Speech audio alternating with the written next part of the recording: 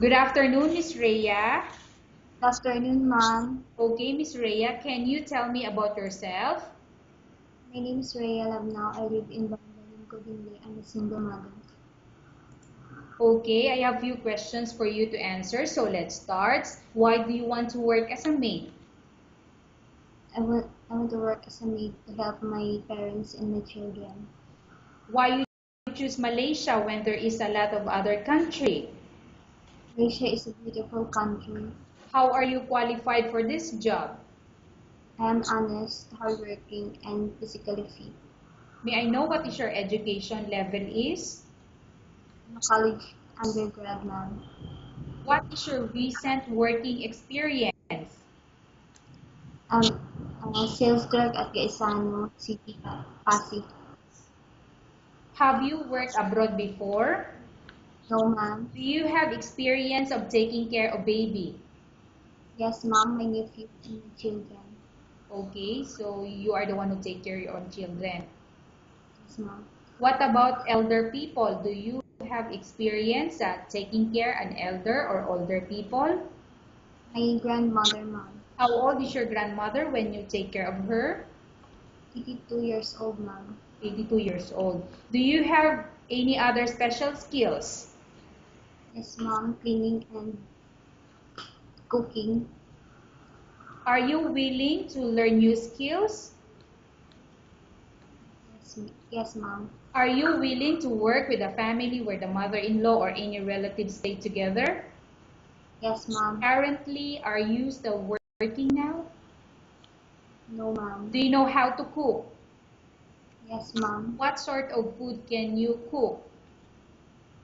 Adobo, paksiw. Mm, So these are all Filipino food. yes, ma'am. Are you aware that you will have to do washing, cleaning, ironing, and cooking? Yes, ma'am. From all the house chores or household work such as cooking, cleaning, ironing, and washing, which do you like most? Cleaning the house, ma'am, and washing. If ever you were selected to work in Malaysia, who will take care of your kids? My mother, ma'am. You are not allowed to use handphone during working hours. Yes, ma'am. You are only allowed to use handphone after you finish all the works and when going to bed. Yes, ma'am. You are strictly needed to surrender the handphone to your employer in the morning, and your employer will return back to you once you're going to bed. Yes, ma'am.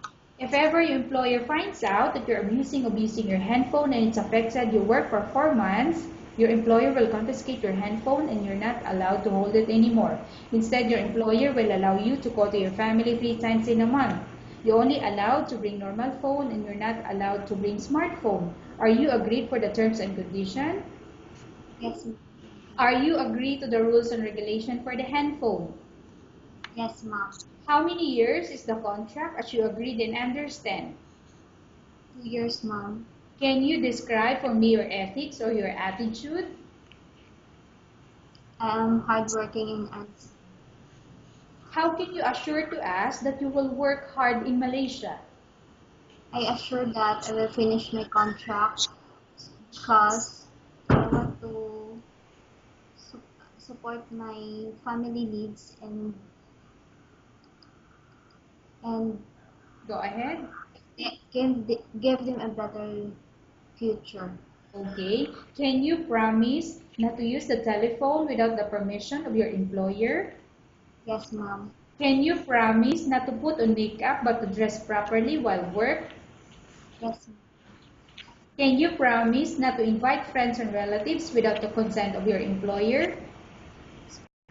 Can you promise not to ask for advance salary from your employer under any circumstances? Yes, Do you really understand of the rules and regulation of the agency? yes, ma'am. Do you pay any placement fee for you to come to Malaysia to work as a maid? No, ma'am. Do you have any history of sickness, example breast cancer or any other illness?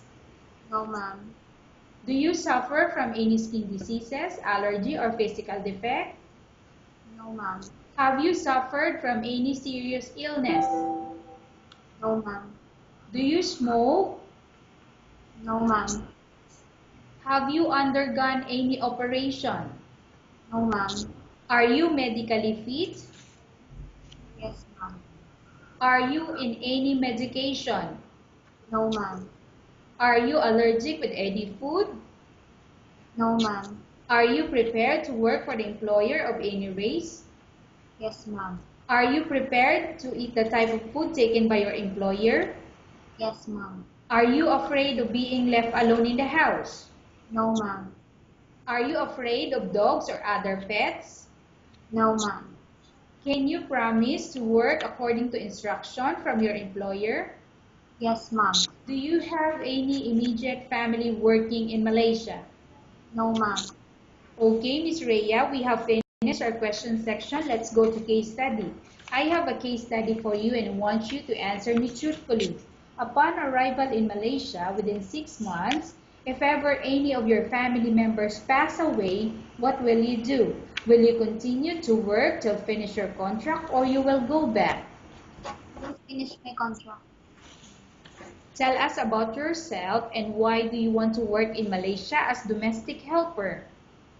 I'm honest and hardworking and physically fit and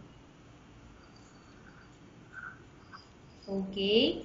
Miss Rhea, what do you want to tell to your employer who watching your video? hi ma'am, please choose me and I need this job. Thank you. Okay, thank you very much, Miss Rhea. We will update your agency if there's any selection made by the employer.